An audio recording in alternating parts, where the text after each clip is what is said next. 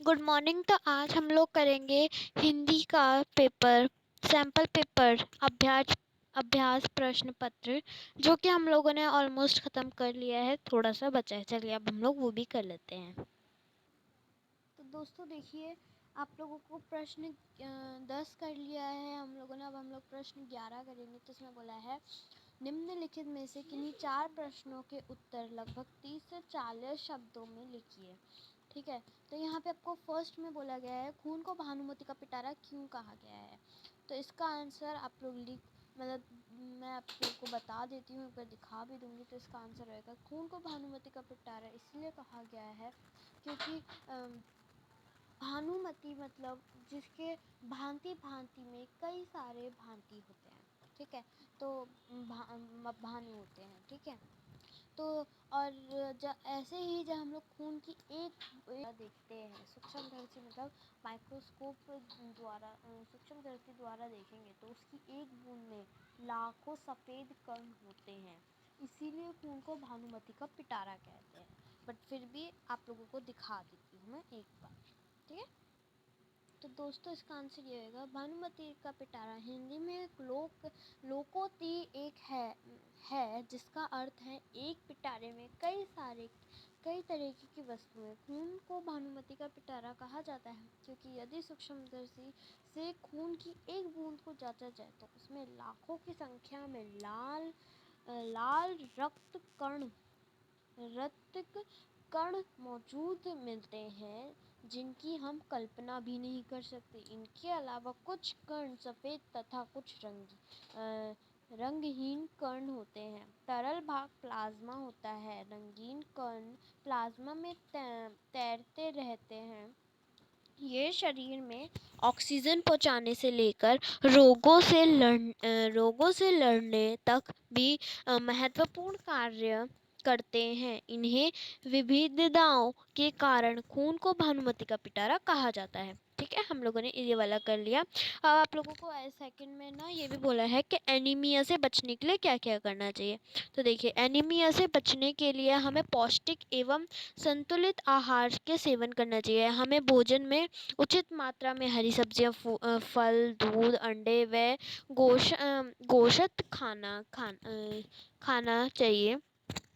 हाँ, ताकि हमारे शरीर में प्रोटीन, लौह तत्व, कार्बोहाइड्रेट्स एंड विटामिन मिलते रहे, से हमारे शरीर का रक्त की कमी ना हो तथा ऊर्जा बनी रहे। तो हम लोगों ने ये 2 कर लिए हैं। अब आप लोगों के वो 2 बचे कि पेड़ और खंबे की दोस्ती कैसे है और पेड़ को जाड़ा गर्मी ना लगने का क्या कारण है। वो दोनों बचे हैं, वो भी हम लोग अभी कर लेते हैं।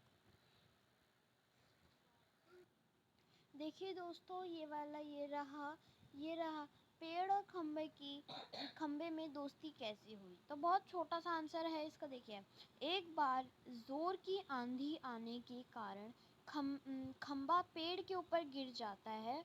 उस समय पेड़ उसे संभाल लेता है और इस प्रयास में वह जख्मी हो जाता है।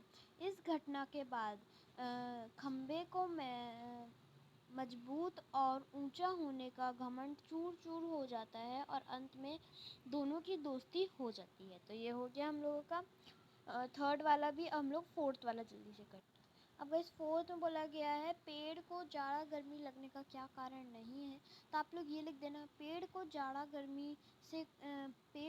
गर्मी से कोई फ़र्क नहीं पड़ता है। इसीलिए नहीं पड़ता क्योंकि पेड़ कहता है कि वह हरी पत्तियों का कोट पहनता है जिससे उसको जाड़ा गर्मी से क्या किसी भी मौसम से उसे कोई फ़र्क नहीं पड़ता। ठीक है, तो आप लोग ये लिख देना। ठीक है, चलिए हम लोग आगे का करते हैं फटाफट से। दोस्तों, अब आप लोगों को बोला गया है, अब हम लोगों ने 11th क्वेश्चन कर लिया है। इसमें 4 क्वेश्चन थे। खून को भानुमति का पिटारा क्यों कहा जाता है, ये भी बता दिया है। एनीमिया से बचने के लिए क्या करना चाहिए, ये भी बता दिया। खंबे और पेड़ की दोस्ती कैसे हुई, ये भी बता दिया। पापा खो गए पार्ट में पेड़ को जाड़ा गर्मी नहीं लगने का क्या कारण था, वो भी बता दिया।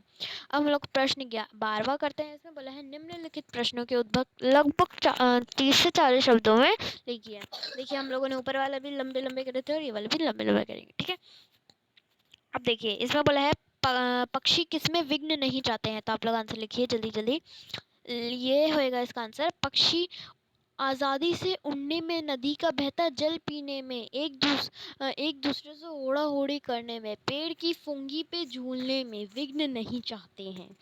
एक बार और रिपीट करती हूँ। पक्षी आज़ादी से उड़ने में, नदी का बहता जल पीने में, एक दूसरे से होड़ा होड़ी करने में, और और पेड़ की फुंगी पर झूलने में कोई विघ्न नहीं चाहते हैं। ठीक है, हम लोगों ने फर्स्ट का कर लिया है। अब सेकंड में, चिड़िया के क्या क्या अरमान थे? चिड़िया के अरमान थे कि वह आज़ादी से उड़े, बहता नदी का जल पिए, एक पेड़ की फुंगी पर झूले, एक दूसरे से होड़ा होड़ी करे और क्षितिज को पाले। ठीक है, एक बार और बोल देती हूँ। चिड़िया के अरमान थे कि वह आज़ादी से उड़े, नदी का बहता जल पिए, एक दूसरे से होड़ा होड़ी करे, पेड़ की फुंगी पर झूले और क्षितिज को पाले। ये हो गया हम लोगों का सेकंड का। थर्ड का होगा, कठपुतली को क्रोध का क्या कारण था?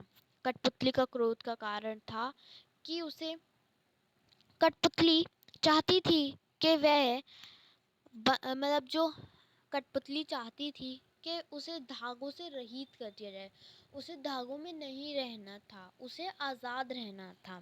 ठीक है, तो इसी बात पर उसको क्रोध आया। आप लोग लिख लीजिए, कठपुतली को क्रोध इसीलिए आया क्योंकि उसको दूसरों के इशारों पे नाचना बिल्कुल पसंद नहीं था, उसे बंधन रहित होना था, इसीलिए कठपुतली को क्रोध आया। चलिए अब हम लोग नीचे वाला करते हैं। 13 वाले में हम निम्नलिखित में से किसी एक विषय पर लगभग 80 से 100 शब्दों में अनुच्छेद लिखिए।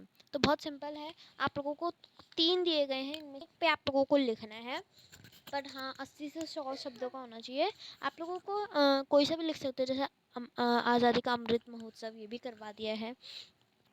प्रदूषण की समस्या, अगर आप लोग चाहते हो कि मैं ये आप लोगों के लिए ले आऊँ ये तीनों टॉपिक्स, तो आप लोग मेरे को बता देना, मैं ले आऊँ। ठीक है, और फिर है प्रदूषण की समस्या भी करा दिया है, और है मेरा सबसे पसंदीदा त्योहार। तो आप लोग किसी पे भी लिख सकते हो, जैसे दिवाली, भैया दूज, होली, ये सब हो गया ना, इस पर आप लोग लिख सकते हो।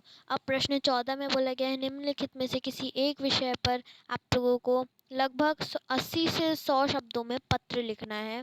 तो आप लोगों को 2 पत्र दिए गए हैं। अवकाश हेतु अपने विद्यालय के प्रधानाचार्य को पत्र, अपने छोटे भाई को जन्मदिन पर बधाई देते हुए पत्र लिखना है। तो आप लोग इनमें से कोई सा भी एक लिख लीजिए। अगले पार्ट में ये दोनों मतलब जो 13 14 है, इन सब के क्वेश्चन आंसर्स आ जाएंगे। तब तक के लिए bye bye, take care and see you.